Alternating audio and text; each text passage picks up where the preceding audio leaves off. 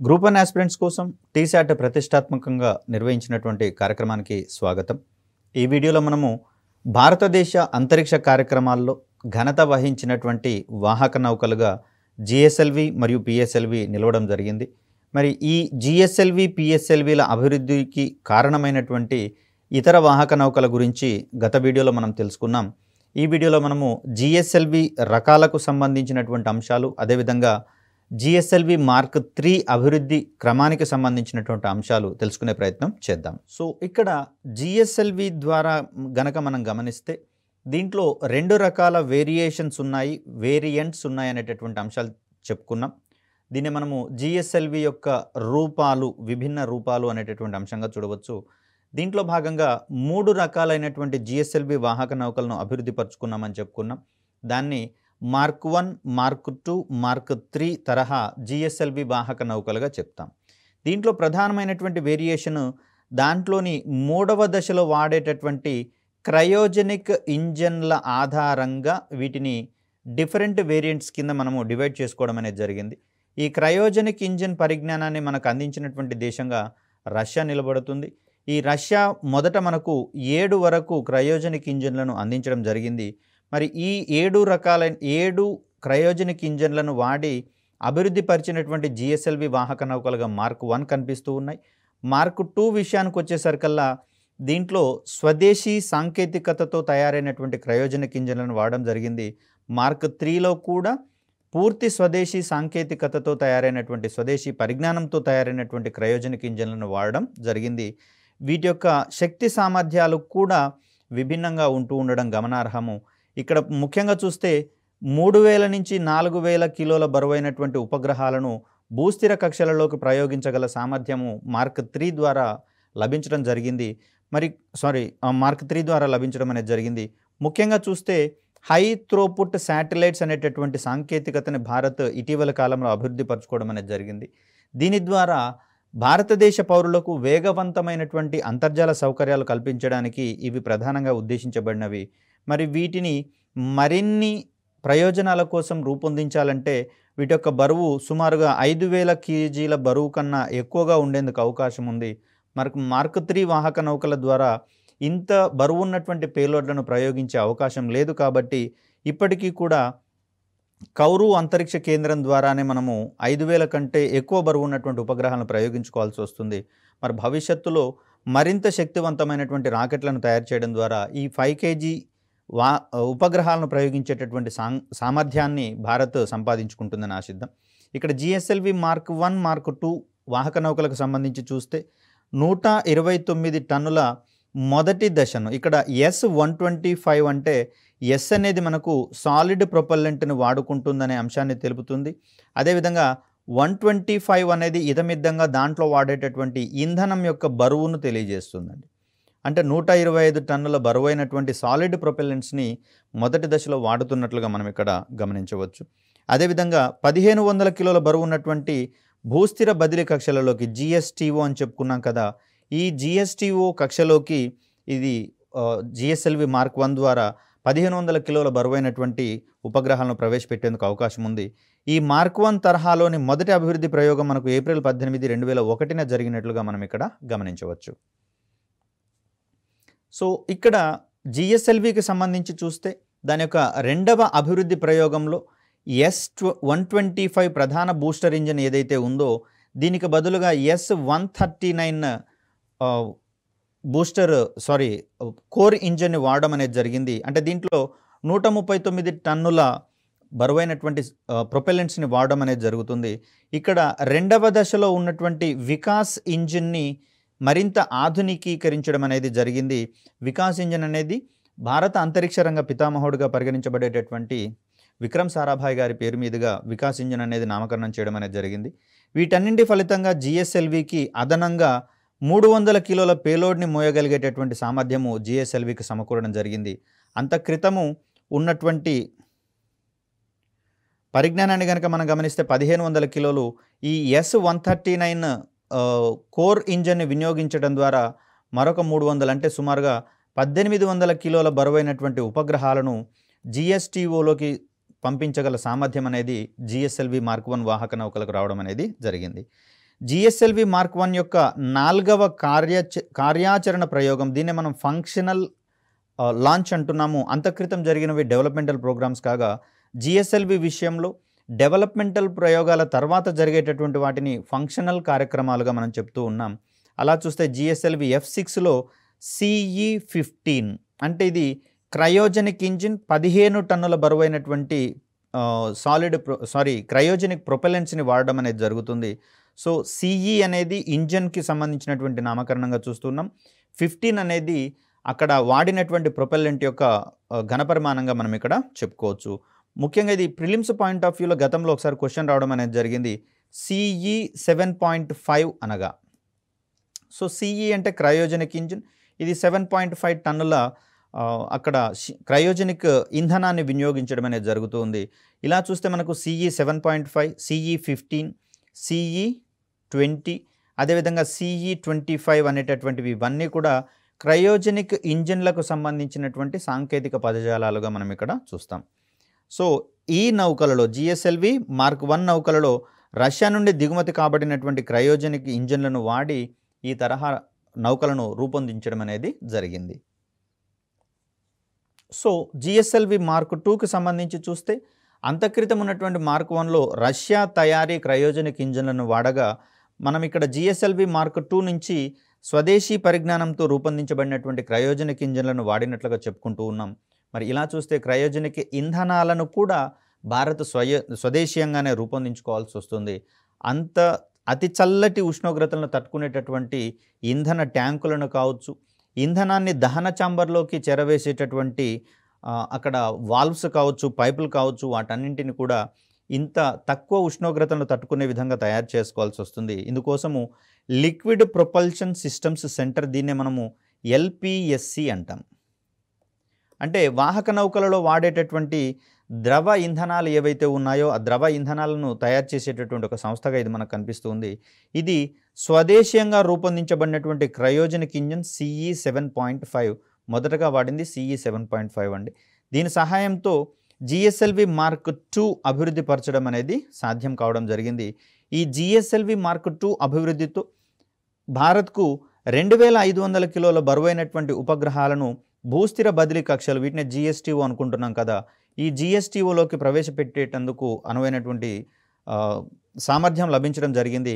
అంతక్రితము కేవలం 1500 నుంచి 1800 కిలోల బరువైనటువంటి కమ్యూనికేషన్ ఉపగ్రహాలు మాత్రమే ప్రయోగించగల సామర్థ్యము జిఎస్ఎల్వి మార్క్ 1 ద్వారా రాగా, జిఎస్ఎల్వి మార్క్ 2 సహాయంతో మనకు 2500 కిలోల బరువు ఉన్నటువంటి ఉపగ్రహాలను ప్రయోగించగల సామర్థ్యం అనేది భారత్కు లభించడం జరిగింది. సో ఇక్కడ చూస్తే మొదటి ప్రయోగం అనేది అంటే జిఎస్ఎల్వి మార్క్ 2కు సంబంధించినటువంటి తొలి ప్రయోగము ఏప్రిల్ 15, 2010 జరగడం చూస్తూ ఉన్నాం. తొలి ప్రయోగం విఫలమైంది. జనవరి 2014 నుండి ఈ నౌక వరుసగా 6 విజయాలను సాధించినట్లుగా మనం ఇక్కడ గమనించవచ్చు. మార్క్ 1కి సంబంధించి చూస్తే ఫెయిల్యూర్స్ ఎన్నున్నాయో సక్సెస్లు కూడా అంతే ఉండడం జరిగింది. మార్క్ 2కు సంబంధించి చూస్తే ఇక్కడ కేవలము మొదటి అభివృద్ధి ప్రయోగం మాత్రమే విఫలమైనట్లుగా మనం ఇక్కడ గమనిస్తూ ఉన్నాం. అంటే ఇక్కడ జిఎస్ఎల్వి వాహక నౌకకు సంబంధించి చూస్తే తొలినాళ్లలో సక్సెస్ రేటు కంటే ఫెయిల్యూర్ రేటే అధికంగా ఉంది. అంటే ఇక్కడ ఈ వాహక నౌకలో ఉన్నటువంటి సాంకేతిక సంక్లిష్టతల వల్ల, ముఖ్యంగా చూస్తే 3వ దశలోని సాంకేతిక సంక్లిష్టతల వల్ల అది ఎప్పుడు సక్సెస్ అవుతుందో ఎప్పుడు విఫలమవుతుందో తెలియదు. కాబట్టి ఈ మార్క్ 1 అండ్ మార్క్ 2కు సంబంధించినటువంటి వాహక నౌకలను శాస్త్రవేత్తలు ముద్దుగా నాటీ బాయ్ అనేటటువంటి పేరుతో పిలుచుకోవడం జరిగింది. అంటే ఒక అల్లరి పిల్లవాడితో దీన్ని పోల్చుకుంటూ దాన్ని పిలుచుకోవడం అనేది జరిగింది. మార్క్ 3కి సంబంధించి చూస్తే ఇస్రో బాహుబలి రాకెట్ అనేటటువంటి ఒక సంకేతంతో అది పిలుచుకోవడం అనేది జరుగుతుంది. అది భారీ పరిమాణంలో ఉంటున్నటువంటి దృష్ట్యా. సో ఇక్కడ జిఎస్ఎల్వి మార్క్ 2కు సంబంధించి చూస్తే 2018 నుండి మరింత అభివృద్ధి పరిచినటువంటి వికాస్ ఇంజిన్, దీని ద్వారా ఈ అభివృద్ధి పరచడం ద్వారా 6% థ్రస్ట్ అదనంగా వాహక నౌకకు అందించగల క్యాపబిలిటీ అనేది రావడం జరిగింది. వీటిని జిఎస్ఎల్వి నౌకలలో వాడడం అనేది జరుగుతుంది. పిఎస్ఎల్విలో కానివ్వండి, జిఎస్ఎల్విలో కానివ్వండి, 2వ దశలో వాడేటటువంటి ఇంజిన్ని మనము వికాస్ ఇంజిన్లుగా పరిగణిస్తూ ఉంటాం. దీనిని మొదటి దశ బూస్టర్ ఇంజిన్కు అదనంగా అమర్చే 4 వికాస్ ఇంజిన్ల స్థానంలో అమర్చడం అనేది జరిగింది. ఇది 29 మార్చి 2018న జరిగిన జిఎస్ఎల్వి F8 ఈ సందర్భంగా ప్రయోగించబడినటువంటి ఉపగ్రహంగా GSAT-6A అనేది కనిపిస్తుంది. రెండవ దశలో దీన్ని ప్రదర్శించడం మనం ఇక్కడ గమనించవచ్చు.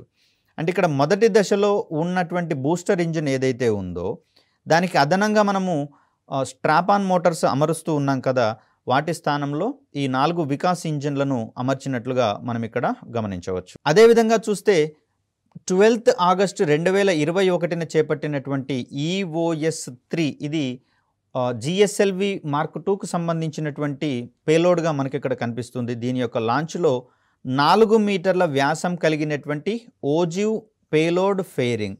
ఓజివ్ అనేది బోర్లించిన గంట ఆకారాన్ని తెలియజేస్తుందండి. ఇది మనకు 10th క్లాస్కి సంబంధించినటువంటి స్టాటిస్టిక్స్లో రావడం అనేది జరుగుతుంది. అక్కడ సంభావ్యత వక్రం కూడా బోర్లించిన గంట ఆకారంలో ఉంది కాబట్టి దాన్ని ఓజివ్ వక్రరేఖగా మనం అక్కడ చెప్పుకుంటాం. అదేవిధంగా ఉపగ్రహాన్ని కాపాడుకునేటటువంటి పేలోడ్ ఫెయిరింగ్ ఇది కూడా బోర్లించిన గంట ఆకారంలో ఉంటుంది కాబట్టి దీన్ని మనము ఓజివ్ పేలోడ్ ఫెయిరింగ్ లేదా OPF అని దీన్ని మనం సంక్షిప్తంగా రాయడానికి అవకాశం ఉంది. ఇది GSLV నౌకల ద్వారా భారీ పేలోడ్లను ప్రయోగించేటందుకు వీలు కల్పిస్తుంది. అంటే ఉపగ్రహం యొక్క బరువు పెరుగుతుంది అంటే దాని అర్థం దాని యొక్క పేలోడ్ల పరిమాణం పెరుగుతుంది, మరింత శక్తివంతమైనటువంటి పేలోడ్స్ని వినియోగించడం జరుగుతుంది. అదేవిధంగా అధిక మొత్తంలో పేలోడ్స్ని వినియోగించినప్పుడు ఆటోమేటిక్గా వాహక నౌక యొక్క సైజు పెరుగుతుంది, దాని యొక్క బరువు కూడా పెరిగేందుకు అవకాశం అనేది ఉంటుంది. మరి అంతటి భారీ స్థాయిలలో భారీ సైజులో ఉండేటటువంటి ఉపగ్రహాలను ప్రయోగించాలంటే పేలోడ్ ఫెయిరింగ్ యొక్క పరిమాణం కూడా పెరగాల్సి వస్తుంది. కాబట్టి మార్క్ 2 వాహక నౌకల కోసం స్పెసిఫిక్గా రూపొందించినటువంటిది 4 మీటర్ల వ్యాసం కలిగినటువంటి ఓజివ్ పేలోడ్ ఫెయిరింగ్గా చూస్తూ ఉన్నాం. ఈ ప్రయోగము అంటే ఇక్కడ EOS-3 లాంచింగ్ సమయంలో చేపట్టినటువంటి ఈ ప్రయోగము క్రయోజనిక్ ఎగువ దశలో ఉన్నటువంటి సాంకేతిక ఇబ్బందుల కారణంగా విఫలం కావడం అనేది జరిగింది. మార్క్ 1తో కంపేర్ చేస్తే మార్క్ 2కి సక్సెస్ రేట్ కొంచెం ఎక్కువగా ఉన్నట్లుగా మనకు కనిపిస్తుంది. మొదటి అభివృద్ధి ప్రయోగం ఒకటి విఫలం కావడం అనేది జరిగింది. అదేవిధంగా చూస్తే EOS-3కి సంబంధించినటువంటి ఈ ప్రయోగం కూడా విఫలం కావడం అనేది జరిగింది 2021లో చేపట్టినటువంటి GSLV ప్రయోగం. సో మొత్తంగా చూస్తే GSLV వాహక నౌకల ద్వారా అంటే మార్క్ 1 మరియు మార్క్ 2కు సంబంధించినటువంటి గణాంకాలను మాత్రమే మనం పరిశీలిస్తూ ఉన్నాం. ఎందుకంటే ఇస్రో వెబ్సైట్లో కూడా ప్రస్తుతము GSLV మార్క్ 3కి సంబంధించినటువంటి ప్రయోగాలను సెపరేట్గా చూపిస్తూ ఉన్నారు కాబట్టి మనం కూడా అదే ఓరియంటేషన్లో చెప్తూ ఉన్నాం.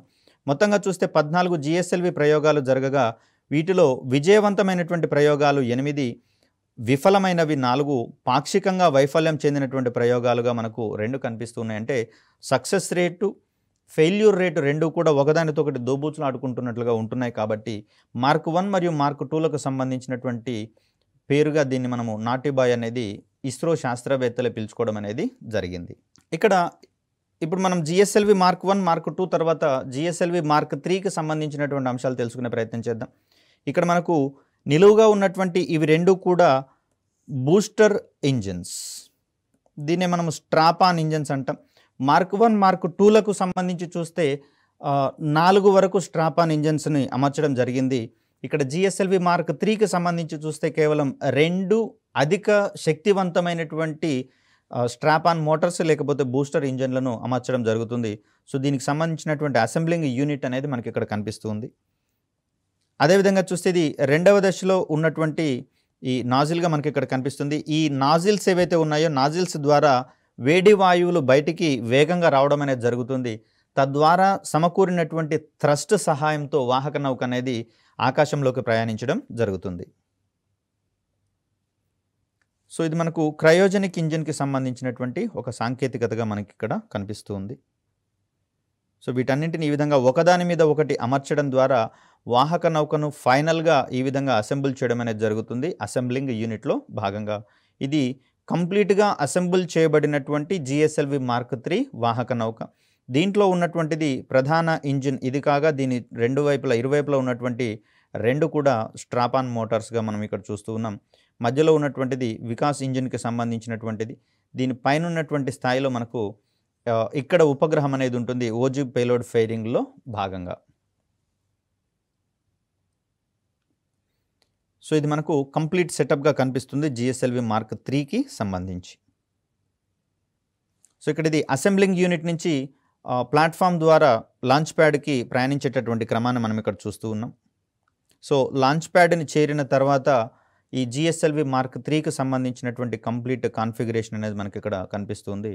ఇక్కడి నుంచే నేరుగా అది ఉపగ్రహాన్ని కక్షలోకి ప్రయోగించడానికి భాగంగా అది ఆకాశంలోకి ప్రయాణించడం అనేది జరుగుతుంది. ఇక్కడ చుట్టుపక్కల వెలువడుతున్నటువంటి వాయువులను ఇక్కడ మనం గమనించవచ్చు. ఈ వాయువులు దిగువ దశలో ప్రయాణించేటటువంటి క్రమంలో వెలువడేటటువంటి థ్రస్ట్ అనేది అధికంగా ఉంటుంది. ఆ థ్రస్ట్ ఆధారంగా ఇంత భారీ వాహక నౌక అనేది ఆకాశంలోకి ప్రయాణించడం అనేది జరుగుతుంది. సో ఇక జిఎస్ఎల్వి మార్క్ 3కి సంబంధించి చూస్తే ఇక్కడ మనము మార్క్ 1 మరియు మార్క్ 2కు సంబంధించి కొంత కంపారిటివ్లీ అనాలిసిస్ చేసుకుంటూ చదువుకోవాల్సి వస్తుంది. ఎందుకంటే వేరియేషన్స్ అడిగేందుకు అవకాశం అనేది ఉంది కాబట్టి. మరి ఇక్కడ జిఎస్ఎల్వి మార్క్ 2 ద్వారా చూస్తే మనకు కేవలము 2300 కిలోల బరువు ఉన్నటువంటి ఉపగ్రహాలను మాత్రమే నింగిలోకి ప్రయోగించడానికి అవకాశం దొరకగా, మరి వాటికి మించినటువంటి బరువున్న ఉపగ్రహాలను మనం ప్రయోగించాలి అంటే అది విదేశీ వాహక నౌకల మీద ఆధారపడాల్సి వస్తుంది.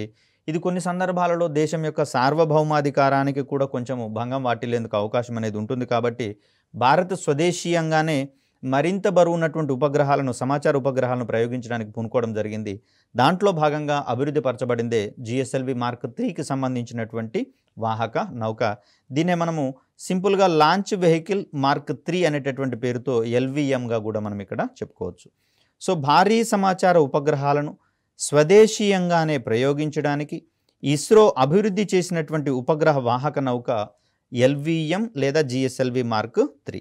ఈ నౌకలో 2 సాలిడ్ స్ట్రాపాన్ మోటార్స్ ఉంటాయండి. 2 సాలిడ్ స్ట్రాపాన్స్.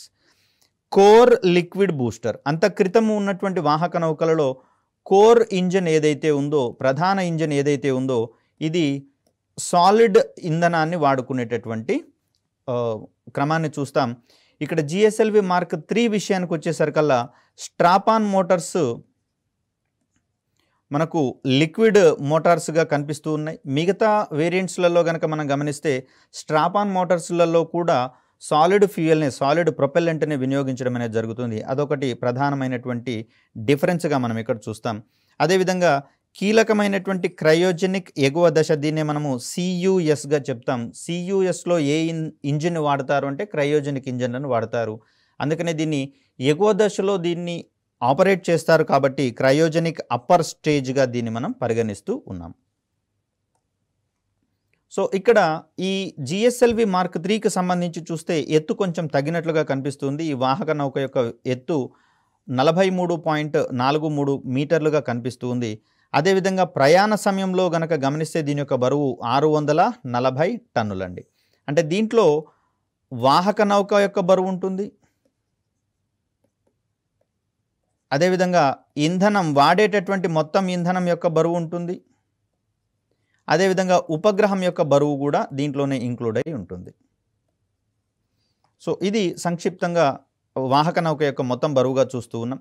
కాగా ఈ నౌక యొక్క వ్యాసాన్ని కనుక గమనిస్తే మనకు 4 మీటర్లుగా కనిపిస్తుంది.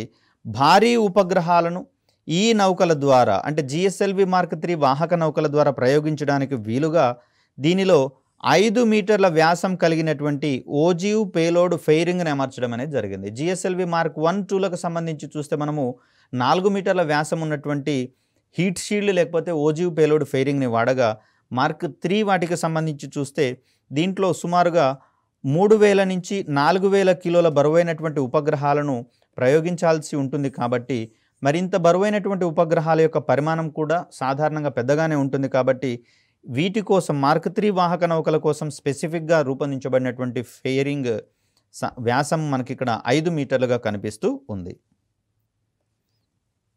సో ఇక్కడ జిఎస్ఎల్వి మార్క్ 3కి సంబంధించినటువంటి సామర్థ్యాన్ని కనుక గమనిస్తే 4 టన్నుల ఉపగ్రహాలను జియోసింక్రనస్ ట్రాన్స్ఫర్ ఆర్బిట్లలోకి లేదా దాదాపు 10 టన్నుల బరువైనటువంటి ఉపగ్రహాలను భూ నిమ్న కక్షలలోకి ప్రయోగించగలిగేటటువంటి సామర్థ్యం భారతదేశానికి రావడం అనేది జరిగింది.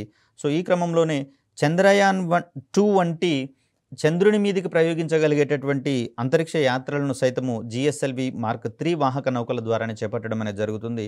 భవిష్యత్తులో చేపట్టబోయేటటువంటి గగన్యాన్ కార్యక్రమాన్ని సైతము జిఎస్ఎల్వి మార్క్ 3 వాహక నౌకల ద్వారా చేపట్టాలని ఇస్రో భావించుకుంటోంది. ఎందుకంటే దీనికి ఉన్నటువంటి శక్తి సామర్థ్యాల ద్వారా అధిక దూరాలలో ఉండేటటువంటి జిఎస్టీఓలకి సైతము వీటిని మనము ప్రవేశపెట్టగలిగేటటువంటి అవకాశం ఉంది. కాబట్టి తద్వారా పొదుపుగా వినియోగించుకోబడినటువంటి ఇంధనం సహాయంతో అక్కడ దాని యొక్క జీవిత కాలాన్ని పెంచుకునేటటువంటి వీలు దక్కుతుంది.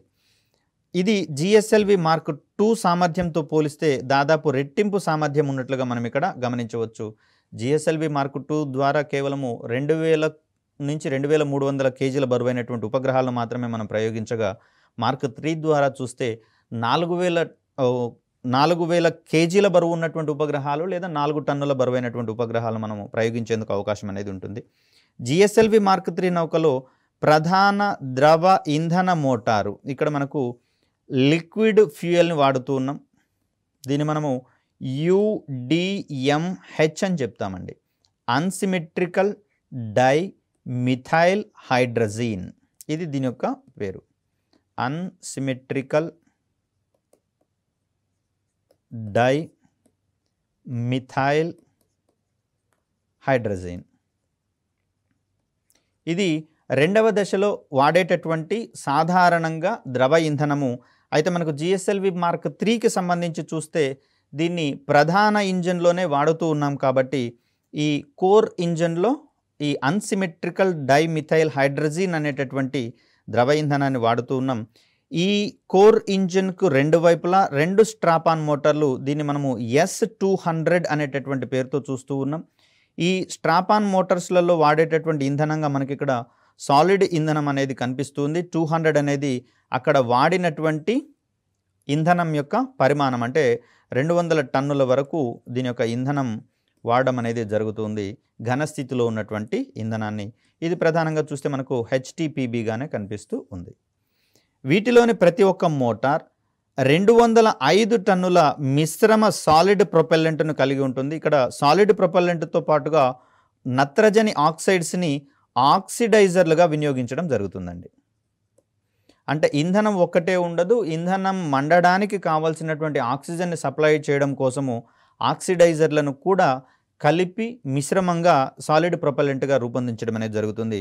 ఈ S200s అనేటటువంటి ఈ సాలిడ్ ఇంజిన్స్ ఏవైతే ఉన్నాయో ఇవి 140 సెకండ్స్ పాటు పనిచేసి 140 సెకండ్స్ తర్వాత ఇంధనం అయిపోతుంది. కాబట్టి వాహక నౌక నుంచి విడిపోయేటటువంటి ధర్మాన్ని ప్రదర్శిస్తాయి. సో ఇక్కడ స్ట్రాపాన్స్ పనిచేస్తున్నటువంటి దశలోనే వాహనం యొక్క థ్రస్ట్ను మరింత పెంచడానికి లిక్విడ్ కోర్ బూస్టర్, ఇది మనము L110 అనేటటువంటి సంకేతనామంతో చెప్తూ ఉన్నాం. దీంట్లో అమర్చినటువంటి 2 క్లస్టర్డ్ వికాస్ లిక్విడ్ ఇంజిన్స్. యాక్చువల్గా అయితే ఒకటే వికాస్ ఇంజిన్ని వాడతాము, కానీ అధిక శక్తి రావడం కోసం మనం ఇక్కడ 2 క్లస్టర్డ్ అంటే క్లబ్ చేసినటువంటి వికాస్ ఇంజిన్స్ని వినియోగించడం జరిగింది. ఇవి లిఫ్ట్ ఆఫ్ జరిగినటువంటి 114 సెకండ్ల కాలం పాటు మండేటట్లుగా మనం ఇక్కడ గమనించవచ్చు. సో ఈ 114 సెకండ్ల తర్వాత రెండవ దశలో ఉన్నటువంటి ఈ లిక్విడ్ ఫ్యూయల్ ఏదైతే ఉందో ఇది మొత్తం పూర్తిగా మండిన తర్వాత రెండవ దశ కూడా వాహక నౌక నుంచి విడిపోవడం జరుగుతుంది. ఈ 2 ఇంజిన్స్ లిఫ్ట్ ఆఫ్ తర్వాత 140 సెకండ్లలో స్ట్రాపాన్లను వేరు చేసిన తర్వాత పనిచేసేటటువంటి క్రమాన్ని మనం ఇక్కడ గమనించవచ్చు. అదేవిధంగా చూస్తే మూడవ దశలో liquid propulsion systems centre LPSC అంటున్నాం కదా, ఈ సెంటర్ తిరువనంతపురంలో ఉంది. ఈ కేంద్రం తయారు చేసినటువంటి క్రయోజనిక్ ఇంజన్లను ఇక్కడ జిఎస్ఎల్వి మార్క్ 3 వాహక నౌకలలో కూడా ఉపయోగించడం అనేది జరిగింది. ఇది అతి భారీ క్రయోజనిక్ ఇంజన్, దీని యొక్క సంకేతనామంగా CE20 అనేది మనకు కనిపిస్తూ ఉంది. ప్రిలిమ్స్ పాయింట్ ఆఫ్ వ్యూలో అయితే L110 అనగా అనేటటువంటి అంశంలో భాగంగా కూడా క్వశ్చన్ అడిగేందుకు అవకాశం ఉంది.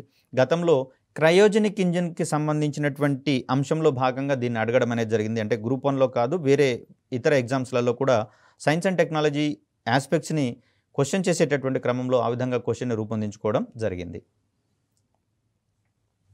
సో ఇక్కడ LVM3 లేదా జిఎస్ఎల్వి మార్క్ 3కి సంబంధించినటువంటి ఇతర అంశాలను పరిశీలిస్తే ఈ LVM3 యొక్క మొదటి ప్రయోగాత్మక కార్యక్రమంగా పరిగణించబడేటటువంటి LVM3X లేదా crew module atmospheric re entry, దీన్ని మనము కేర్ మాడ్యూల్ ప్రయోగంగా చెప్తాం. Crew module atmospheric re entry ఇది ఏంటంటే మనకు అంతరిక్ష యాత్ర చేపట్టేటటువంటి క్రమంలో భాగంగా సపోజ్ మానవ సహిత చంద్రయాత్ర లేదా ఇక్కడ మానవ సహిత గగనయాత్ర వీటికి సంబంధించినవి చూస్తే తిరిగి మానవులు భూమి మీదికి తీసుకొని రావాల్సి వస్తుంది అంతరిక్ష యాత్ర పూర్తయిన తర్వాత. కాబట్టి అక్కడ నిర్ణీత ఎత్తుకు చేరుకున్న తర్వాత తిరిగి భూ వాతావరణంలోకి సంబంధిత వస్తువులు ఏవైతే ఉన్నాయో, అంటే ఈ వ్యోమగాములను ఒక మాడ్యూల్లో ఉంచుతారండి. దీన్ని మనం క్రూ మాడ్యూల్ అంటాం. ఈ క్రూ మాడ్యూల్లో ఉన్నంత వరకు వారి మీద ఈ వాతావరణంలో ప్రయాణించేటప్పుడు వచ్చేటటువంటి ఉష్ణ ప్రభావాలు కావచ్చు, అదేవిధంగా ఎగువ ఎత్తులకు పోతున్నటువంటి క్రమంలో భూమి యొక్క ఆకర్షణ శక్తి సన్నగిల్లుతుంది. కాబట్టి అక్కడ భారరహిత స్థితిలో వ్యోమగాములు ఉండడం అనేది జరుగుతుంది. మరి అటువంటి పరిస్థితుల నుంచి వారిని కాపాడడం కోసం క్రూ మాడ్యూల్ అనేది ఏర్పాటు చేయబడుతుంది. దీంట్లో వారిని అమర్చిన తర్వాత ఈ క్రూ మాడ్యూల్ తిరిగి భూ వాతావరణంలోకి ప్రవేశించి భూమి యొక్క ఉపరితలాన్ని చేరేటటువంటి క్రమాన్ని చూస్తాం. మరి అలాంటప్పుడు భూమి యొక్క దిగువ పొరలకు వచ్చేటటువంటి క్రమంలో వచ్చేటటువంటి భూ వాతావరణ పొరల మధ్య ఏర్పడే ఘర్షణ వాతావరణం వల్ల విపరీతమైనటువంటి వేడి జనిస్తుంది. కాబట్టి అటువంటి వేడిని తట్టుకోగలిగేలా ఈ క్రూ మాడ్యూల్ని రూపొందించాల్సి వస్తుంది. అందుకు అనువైనటువంటి మిశ్రమ లోహాలని వాడాల్సి వస్తుంది. మరి ఇటువంటి సాంకేతికతని పరీక్షించేటటువంటి సందర్భంగా చేపట్టబడినటువంటి కార్యక్రమంగా మనకి ఇక్కడ LVM-3X ప్రయోగము లేదా కేర్ మాడ్యూల్ ప్రయోగం అనేటటువంటిది కనిపిస్తుంది. ఈ మిషన్ అనేది కేర్ మిషన్ అనేది శ్రీహరికోట నుండి డిసెంబర్ 18, 2014 నిర్వహించడం అనేది జరిగింది. ప్రయాణ సమయంలో వాతావరణ దశను దాటి పైకి ప్రయాణించడం, అదేవిధంగా వాతావరణ ఎగువ పొరల నుంచి మళ్ళీ భూ వాతావరణంలోకి ప్రవేశించి సక్సెస్ఫుల్గా భూమిని చేరుకునేటటువంటి క్రమంలో ఈ ప్రయోగాన్ని అనేది పరిశీలించడం జరిగింది. ఇది విజయవంతంగా పూర్తయినట్లుగా మనం ఇక్కడ గమనించవచ్చు.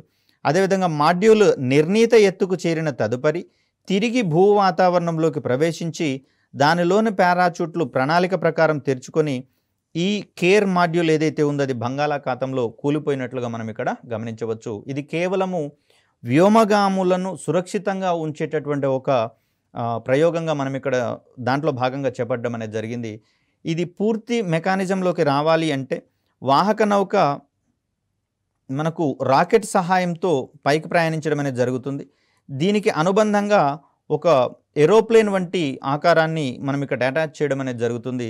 ఇటువంటి ప్రయోగాల్లో భాగంగా ఎగువకు ప్రయాణించేటటువంటి క్రమంలో రాకెట్ పనిచేయడం అనేది ప్రారంభమవుతుంది. నిర్ణీత ఎత్తుకు చేరేటటువంటి క్రమంలో దీంట్లోని విడిభాగాలన్నీ విడిపోతాయి. వాటిని మనం తిరిగి వాడడానికి అనేది పనికిరావు. సో అలా ఇవి భూమిని చేరేటటువంటి క్రమంలో ఏరోప్లేన్ మాదిరిగానే నేల మీదకి ల్యాండ్ అయ్యేటటువంటి మెకానిజం అనేది ఉంటుంది. ఇది ఇంకా భారత్కి పూర్తి స్థాయిలో సమకూరడం అనేది జరగలేదు.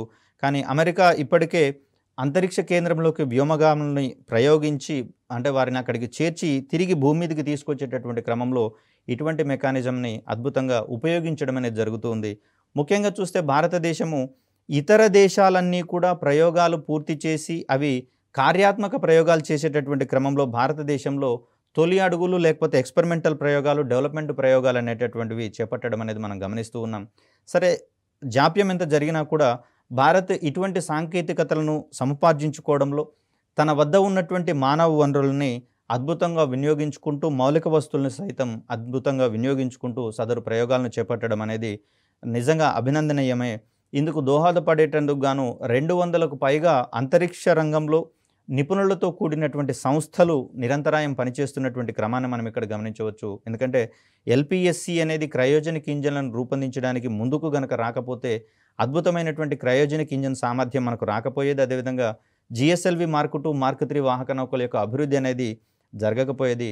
మరి ఇటువంటి సందర్భంలో మన దగ్గర ఉన్నటువంటి స్పేస్ సైంటిస్టులు ఎవరైతే ఉన్నారో వారి కృషి, అదేవిధంగా అంతరిక్ష రంగాన్ని మరింత ముందుకు తీసుకొని పోవడానికి దోహదపడేటటువంటి సంస్థలన్నీ చాలా ఉన్నాయి. వీటి యొక్క అద్భుతమైనటువంటి కృషి ఫలితంగా భారత్ అంతరిక్ష రంగంలో ఒక సముచితమైనటువంటి స్థానంలో ఉండడం అనేది ప్రశంసనీయము. ఇక్కడ ఈ క్రమంలో మరికొన్ని వీడియోలలో మరింత కీలకమైనటువంటి సమాచారం తెలుసుకునే ప్రయత్నం చేద్దాం. మరొక చక్కటి వీడియోతో మీ ముందుకు వచ్చే ప్రయత్నం చేస్తాను. అప్పటి వరకు సెలవు. ధన్యవాదాలు.